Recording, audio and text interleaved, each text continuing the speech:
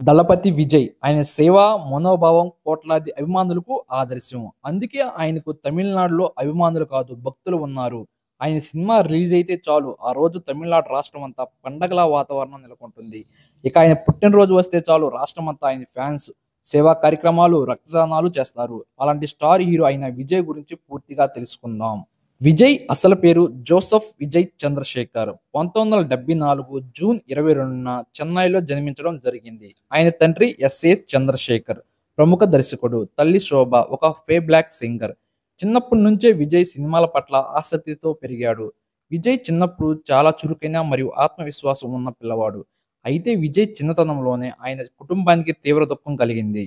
అది ఏమిటంటే విజయ్ యొక్క చాలా చిన్న వయసులోనే మరణించడంతో విజయ్ మానసికంగా కృంగిపోయాడు. అలాగే ఆ ఘటన తర్వాత కొంతకాలం విజయ్ ఒంటరిగా మౌనంగా ఉన్నాడు. విజయ్ గారి చదువు కూడా ఆయన కెరీర్ లాగే ఆసక్తికరమైంది. ఆయన ప్రైమరీ ఎడ్యుకేషన్ వచ్చేసరికి చెన్నైలోని కొడంబాగంలో ఉన్న ఫాతిమా మెట్రికులేషన్ హయ్యర్ సెకండరీ స్కూల్లో జరిగింది. సెకండరీ ఎడ్యుకేషన్ వచ్చేసరికి చెన్నైలోని బలాలక్ మెట్రికులేషన్ హయ్యర్ సెకండరీ స్కూల్లో జరిగింది. నెక్స్ట్ అదే విధంగా తన డిగ్రీ వచ్చేసరికి చెన్నైలోని లయోలా కాలేజీలో చేరాడు. అక్కడ విజువల్ కమ్యూనికేషన్ కోర్సులో బీఎస్సీ చేయడం మొదలుపెట్టాడు. అయితే అప్పటికే విజయ్కి సినిమాలపై ఇంట్రెస్ట్ పెరగడంతో తన డిగ్రీని మధ్యలోనే విరమించి ఒక నటుడిగా సినిమా ప్రయాణం కొనసాగించాడు.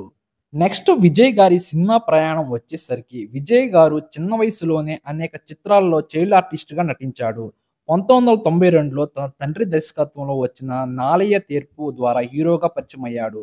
విజయ్ నటించిన తొలి సినిమాలేమీ పెద్దగా ఆడలేదు. అయినా ఆయన డ్యాన్సు, స్క్రీన్ ప్రజెన్స్ అందరినీ ఆకట్టుకున్నాయి. సెగురాపండి, రసిగన్, దేవా వంటి చిత్రాలు విజయ్కి మంచి పేరు తెచ్చిపెట్టాయి. కానీ విజయ్కి కమర్షియల్ బ్రేక్ ఇచ్చిన చిత్రం మాత్రం 1996లో వచ్చిన పూవై ఉన్నగాక. ఇక ఆ తర్వాత విజయ్ యొక్క ఫ్యూచర్ మారిపోయింది. విజయ్కి స్టారడమ్ పెరగడంతో అతను యూత్ గుండెల్లో నిలిచిపోయాడు. ముఖ్యంగా చెప్పాలంటే కథలకు మర్యాద ఈ సినిమా. ఇది 1997 డిసెంబర్ 19న రిలీజ్ అయ్యి ఫ్యామిలీ ఆడియన్స్ ను ఆకట్టుకుని బాక్సాఫీస్ వద్ద బ్లాక్ బస్టర్ గా నిలిచింది. గతంలో బాలనటిగా నటించిన శాలినికి ఇది హీరోయిన్ గా మొదటి చిత్రం. నెక్స్ట్ తుల్లుతా మనమం తుల్లుం. ఇది 1999లో రిలీజ్ అయ్యి ఎమోషనల్ హిట్ అవ్వడం జరిగింది. ఇదే చిత్రాన్ని తెలుగులో నాగార్జున గారు నువ్వొస్తావు అనే టైటిల్ తో రీమేక్ చేయడం జరిగింది. అదే విధంగా ఆ తర్వాత 2000లో వచ్చిన ప్రియ మనవాలే, ఖుషి, అదే విధంగా 2001లో వచ్చిన ఫ్రెండ్స్, బద్రి లాంటి సినిమాలు విజయ్కు అటు మాస్ ఇటు క్లాస్ ఇమేజ్ ను తీసుకొచ్చాయి. నెక్స్ట్ 2003లో రిలీజ్ అయిన తిరుమలై సినిమాతో విజయ్ మాస్ హీరోగా మారిపోయాడు.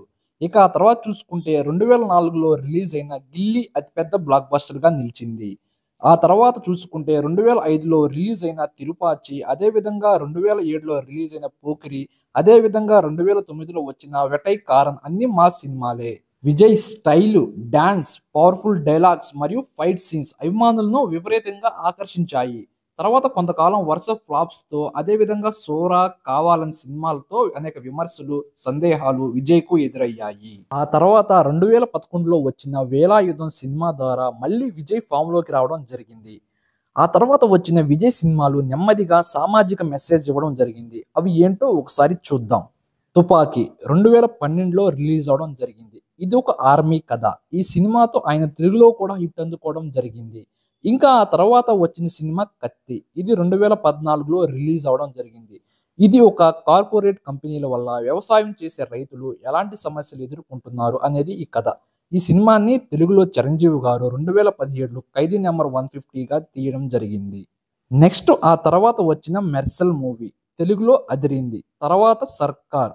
ఈ రెండు సినిమాలు ప్రభుత్వ వ్యవస్థ చేస్తున్న తప్పుల మీద తీయడం జరిగింది. అదే విధంగా 2021లో రిలీజ్ అయిన మాస్టర్ మూవీ యువతపై ప్రభావం చూపింది. నెక్స్ట్ వచ్చిన బీస్ట్, వరిసు అండ్ లియో అటు మాస్ అండ్ ఎమోషనల్ కలిపిన చిత్రాలు. అస్సలు మ్యాటర్ ఏంటంటే విజయ్ నటించే ప్రతి సినిమాను అతని ఫ్యాన్స్ పండగలా చేసుకుంటారు. ప్రజెంట్ విజయ్ తమిళనాడులోనే కాదు తెలుగు రాష్ట్రాల్లో మరియు అంతర్జాతీయ స్థాయిలోనూ కూడా ఒక పెద్ద స్టార్ అయ్యాడు. ఆయన సినిమా రిలీజ్ అయితే చాలు తమిళనాడు రాష్ట్రం అంతా ఒక పండగ వాతావరణం నెలకొంటుంది. ఆయన పుట్టినరోజు వచ్చిందంటే అతని ఫ్యాన్స్ రక్తదానాలు, అన్నదాన కార్యక్రమాలు చేపడతారు. అదే విధంగా విజయ్ మీడియా ముందుకు ఎక్కువగా రారు. అతని సినిమా ఫంక్షన్ చూసుకుంటే ఓన్లీ అది జస్ట్ ఒక ప్రీ రిలీజ్ ఈవెంట్ మాత్రమే హాజరవుతాడు. ఇక ఎటువంటి ప్రమోషన్స్ మాత్రం చేయడు. దళపతి విజయ్ గారు కేవలం నటుడుగానే కాకుండా సామాజిక సేవా కార్యక్రమాల్లో కూడా ఎంతో చురుగ్గా పాల్గొంటాడు. ఆయన మీడియాలో ఎక్కువగా మాట్లాడకపోయినా తన చర్యలతో సహాయం చేస్తూ ఎంతో మందికి ఆదర్శకంగా నిలుస్తాడు. విజయ్ గారు 2009లో మక్కల్ ఇయక్కం అనే సంస్థను స్థాపించారు. ఇది అభిమాన సంఘం కాదు, ఒక సేవా సంస్థ. ఇది రాష్ట్ర వ్యాప్తంగా విభాగాలుగా విస్తరించి విద్య, ఆరోగ్యం, సహాయ కార్యక్రమాల్లో పాల్గొంటుంది. ప్రతి సంవత్సరం విద్యా అర్హత కలిగిన పేద విద్యార్థులకు ఫైనాన్షియల్ హెల్ప్ చేస్తున్నారు. ప్రైవేటు మెడికల్, ఇంజనీరింగ్ కాలేజీల్లో చదువుతున్న వారికి సహాయం చేసిన సందర్భాలు ఉన్నాయి. చాలా మంది విద్యార్థులు మీడియా ముందు ఆయనకు కృతజ్ఞత తెలిపిన సందర్భాలు ఉన్నాయి. విజయ్ పుట్టినరోజున పేదలకు అన్నదానం, బట్టల పంపిణీ, రక్తదాన శిబిరాలు ఇంకా మరికొన్ని అతని అభిమానులు నిర్వహిస్తున్నారు.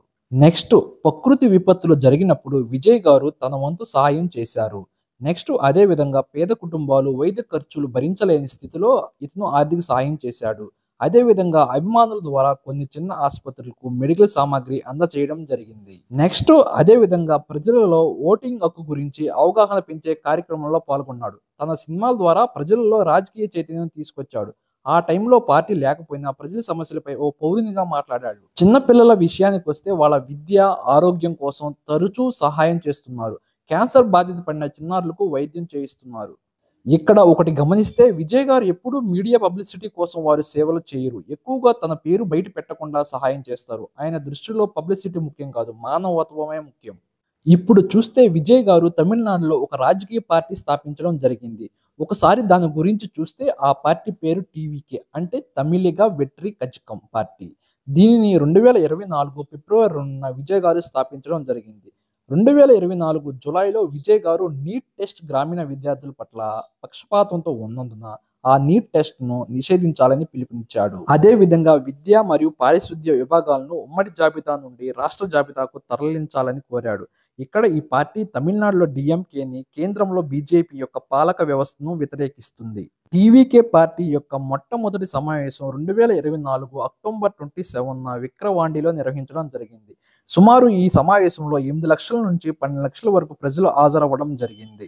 ఇక నెక్స్ట్, విజయ్ ఫ్యామిలీ విషయానికి వస్తే 1999 ఆగస్టు 25న సంగీత స్వర్ణలింగం అనే అమ్మాయిని హిందూ, క్రిస్టియన్ సంప్రదాయాల్లో పెళ్లి చేసుకోవడం జరిగింది.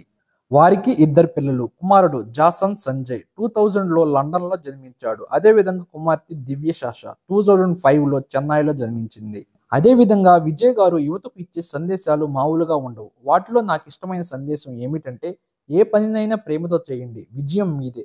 అంటే మీరు చేసే పని మీద ప్రేమ ఉంటే దానిలో మీరు తప్పకుండా విజయాన్ని సాధిస్తారు. చివరిగా విజయ్ గురించి ఒక్క మాటలో చెప్పాలంటే, తెరపైన మాస్ హీరో, తెర వెనుక నిజమైన నాయకుడు. చూశారుగా, ఇది ఈరోజు వీడియో. నెక్స్ట్ ఇలాంటి మరెన్నో వీడియోస్ కోసం నా ఛానల్ను సబ్స్క్రైబ్ చేసుకోండి. వీడియో నచ్చితే లైక్ కొట్టండి, కుదిరితే షేర్ చేయండి. నెక్స్ట్ మరో మంచి వీడియోతో మీ ముందు ఉంటాను. Thank you.